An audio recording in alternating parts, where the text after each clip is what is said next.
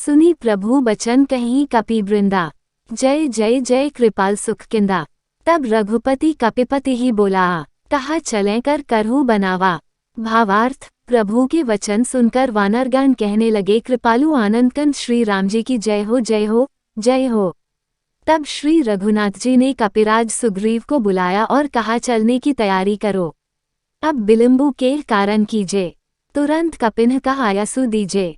कौतुक देखी सुमन बहुबर्षी, नभ ते भवन चले सुरहर्षि। भावार्थ, अब विलंब किस कारण किया जाए, वानरों को तुरंत आज्ञा दो। भगवान की ये लीला रावण वध की तैयारी देखकर बहुत से फूल बरसाकर और हर्षित होकर देवता आकाश से अपने अपने लोक को चले। श्री राम जी का वानरों की सेना के साथ चलकर समुद्र तट पर पहुंचना। दोहा, कपिपति बेगी बोलाया आए जूथ अप जूथ, नाना बरन अतुल बल बाना भालू बरूथ। भावार्थ, वानरराज सुग्रीव ने शीघ्र ही वानरों को बुलाया, सेनापतियों के समूह आ गए। वानर भालुओं के झुंड अनेक रंगों के हैं और उनमें अतुलनीय बल है। चौपाए, प्रभु पद पंकज नावही सीसा, गर्जही भालू महाबल कीसा। देखी राम सकल कपि सेना, चिति कृपा करी राजीव नैना। भावार्थ, वे प्रभु के चरण कमलों में सिर नवाते हैं। महान बलवान रीछ और वानर गरज रहे हैं। श्री राम जी ने वानरों की सारी सेना देखी, तब कमल नेत्रों से कृपापूर्वक उनकी ओर दृष्टि डाली। राम कृपा बल पाई कपिंदा, भय पच्छा जुत मनहु गिरिंदा। हर्षी राम तब कीन्ह पयाना, सगुन भय सुंदर शुभ नाना। भावार्थ, राम कृपा का बल पाकर श्रेष्ठ वानर मानो पंख वाले बड़े पर्वत हो गए। तब श्री राम जी ने हर्षित होकर प्रस्थान कूच किया। अनेक सुंदर और शुभ शकुन हुए, जासु सकल मंगलमय कीति, तासु पयान सगुन यह नीति। प्रभु पयान जाना बैदेही, फरकी बामंग जनु कही देही। भावार्थ, जिनकी कीर्ति सब मंगलों से पूर्ण है, उनके प्रस्थान के समय शकुन होना, यह नीति है, लीला की मर्यादा है। प्रभु का प्रस्थान जानकी जी ने भी जान लिया। उनके बाएं अंग फड़क फड़क कर मानो कहे देते थे कि श्री राम जी आ रहे हैं। जोई जोई सगुन जानकी ही होई, असगुन भयउ रावण ही सोई। चला कटकू को बरने पारा, गर्जही बाना भालू अपारा। भावार्थ, जानकी जी को जो जो शकुन होते थे, वही वही रावण के लिए अपशकुन हुए।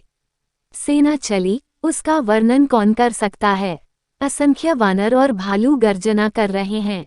नख आयुध गिरी पाद पधारी, चले गगन मही इच्छाचारी। केहरीनाद भालू कपि करहीं, डगमगाही दिगगज चिक करहीं। भावार्थ, नखी जिनके शस्त्र हैं, वे इच्छानुसार सर्वत्र बेरोक टोक चलने वाले रीछ वानर पर्वतों और वृक्षों को धारण किए कोई आकाश मार्ग से और कोई पृथ्वी पर चले जा रहे हैं।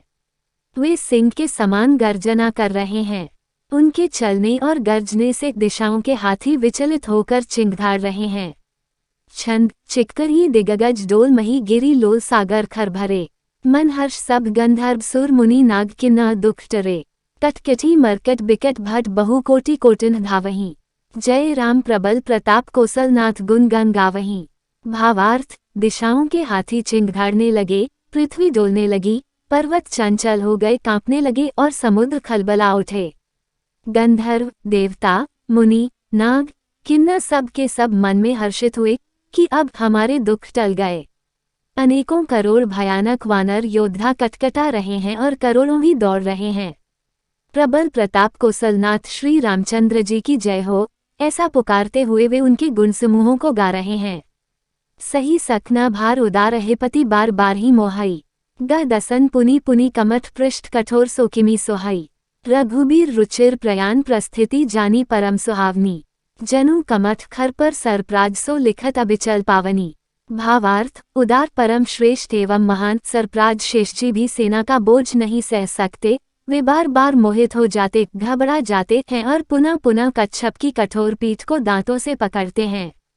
ऐसा करते अर्थात बार बार दांतों को गड़ाकर कच्छप की पीठ पर लकीर सी खींचते हुए वे कैसे शोभा दे रहे हैं, मानो श्री रामचंद्र जी की सुंदर प्रस्थान यात्रा को परम सुहावनी जानकर उसकी अचल पवित्र कथा को सरप्राज शेष जी कच्छप की पीठ पर लिख रहे हों। दोहा, एही विधि जाई कृपानिधि उतरे सागर तीर। जह तह लागे खान फल भालू बिपुल कपि बीर। भावार्थ, इस प्रकार कृपानिधान श्री रामजी समुद्र तट पर जा उतरे। अनेकों रीछ वानर वीर जहां तहां फल खाने लगे। मंदोदरी रावण संवाद चौपाए। तुहां निसाचर रही ससन का, जब ते जारी गयो कपिलन का। निज निज गृह सब कर ही बिचारा, नहीं निसिच कुल के रुबारा।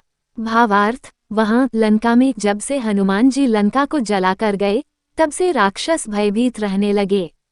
अपने अपने घरों में सब विचार करते हैं कि अब राक्षस कुल की रक्षा का कोई उपाय नहीं है।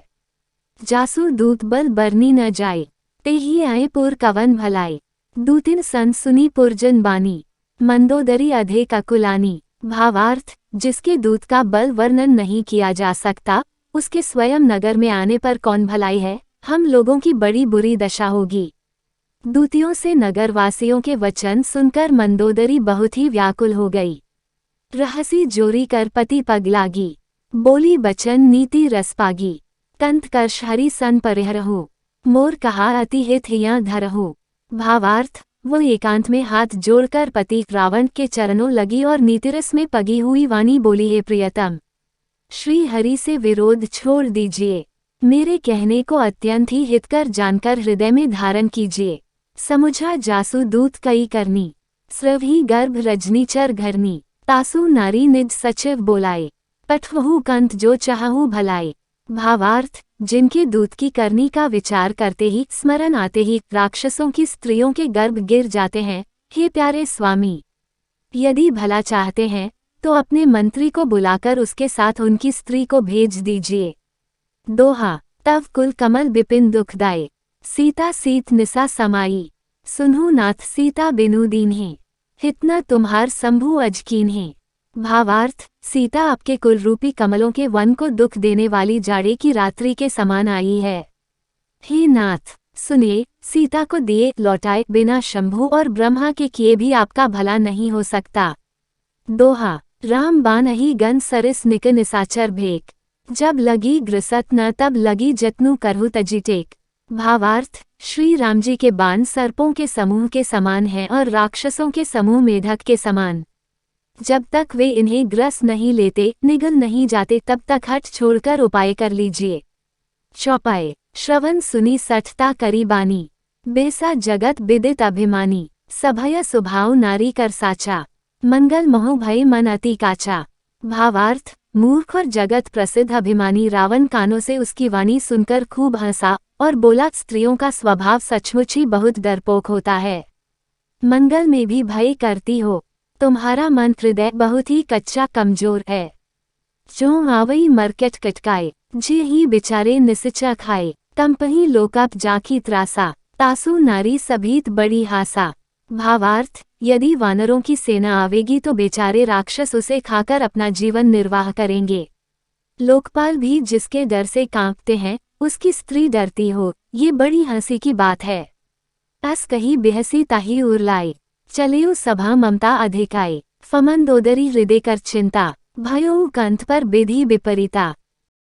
भावार्थ, रावण ने ऐसा कहकर हंसकर उसे हृदय से लगा लिया और ममता बढ़ाकर अधिक स्नेह दर्शाकर वह सभा में चला गया।